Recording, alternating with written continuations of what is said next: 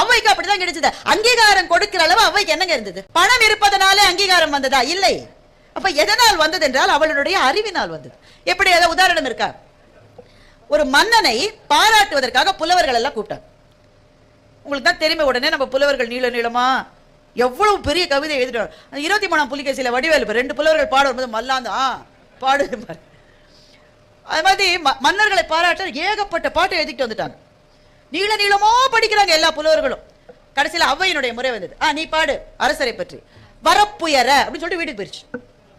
இந்த மன்னனுக்கு புரியவே இல்லை.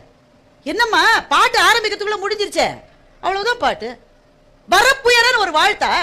அவை சொன்னா, நான் சொன்னது உனக்கு புரியல.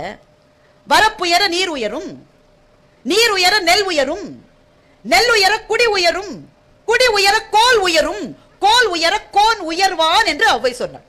ஒரு வரப்பு உயர்ந்திருக்கிறது என்றால்